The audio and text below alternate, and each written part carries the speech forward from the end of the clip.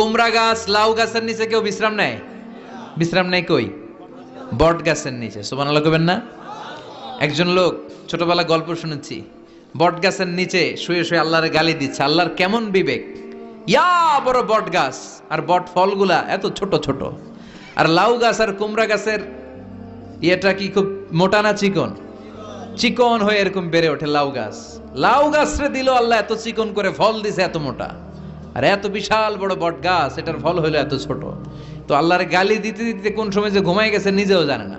হঠাৎ করে নাকের মধ্যে ছটাং করে বট ফল পড়ছে একটা, লাভ দিয়ে উঠছে, নাক দিয়ে রক্ত বের হওয়া শুরু হয়েছে। রক্ত মুছতে মুছতে মনে মনে ভাবে, আসলেই তো আমি বড় একটা উল্লুক্কা পাঠা।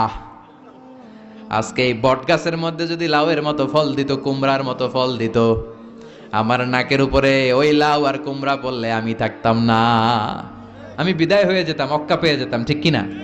যেখানে যেটা যেভাবে যতটুকু দরকার তার নাম, চিৎকার করে তার নাম।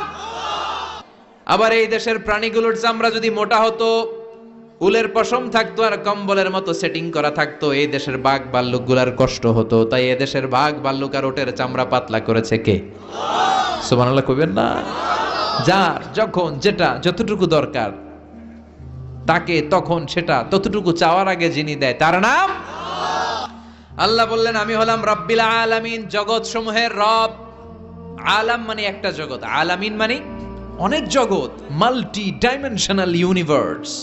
উদ্ভিদ জগতের রব তিনি, প্রাণী জগতের রব তিনি, সাগর জলের অতল গহ্বর জগতের রব তিনি, মহাকাশের জগতের রব তিনি, সৌর জগতের রব তিনি, অদৃশ্য জগতের রব তিনি। চিল্লায় বলেন ঠিক কিনা?